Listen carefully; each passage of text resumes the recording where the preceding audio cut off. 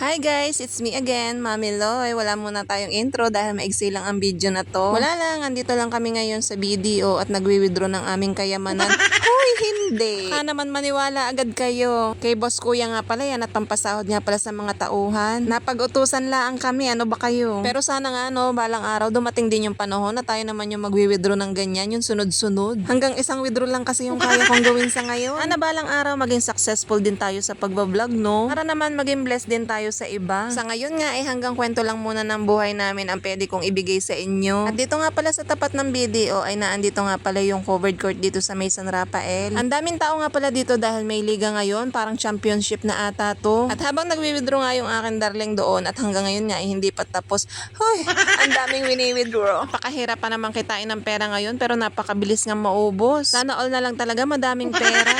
At ayan, nandito naman kami ngayon sa Parisan dahil itong aking darling ay nagugutom daw. Ako naman ay kumain na sa bahay kaya naman busog pa nga ako. Ito lang naman yung nakita ko dito. Sabi ko sa akin darling, magsyo-siomay na lang ako. 25 pesos nga yung siomay dito na maliliit. Pero sorry na kay ate, mas masarap pa rin akong gumawa ng siomay. Uy, baka mamaya nakapalaw sa'yo si ate, lagot ka. Pero sorry na ate kasi may aftertaste. Hindi ko alam kung may kasamang harina ba yun kasi hindi ako naglalagay ng harina sa siomay. Pero understood naman kasi syempre pambenta naman to. Syempre pag pansarili, hindi mo naman kasi titipidin. At dahil naumay na nga yung aking mag-ama sa siomay, kaya ayun hanggang ngayon nasarap yung siomay namin, hindi na nakain. Pero hindi naman yun masisira kasi nasa freezer. At andito lang sa tabi yung Parisan. Hindi talaga ako nagdala ng pera ngayon dahil bala ko talaga yung asawa ko ang pagbabayarin ko dito sa kinain kong siomay. Nandito naman kami ngayon sa Baliwag at nagpapabili yung aking kapatid nitong chicharon. So yan, kung bibili nga pala kayo ng chicharon dito sa Baliwag, ito yung bilhin nyo, yung may laman. Dalawa nga pala yung pinabili ng kapatid ko at syempre charot lang na wala akong dalang pera. Dahil gusto ko nga din, napabili rin ako ng isa. At dito ko na nga sa bahay kinain, masarap pala to. May kasama na nga rin pala siyang suka. 100 din nga pala yung isa nito pero masarap. Para nga pala siyang bagnet kasi may halong laman. So yun lang naman mga kumarites ang ganap natin for today's video. Wala pa kasi akong ma-vlog. Bangan nyo nga pala dahil may banding kami mga girls ng Amber. Mambubulabog muna tayo ng buhay ng may buhay. Hoy, charot lang.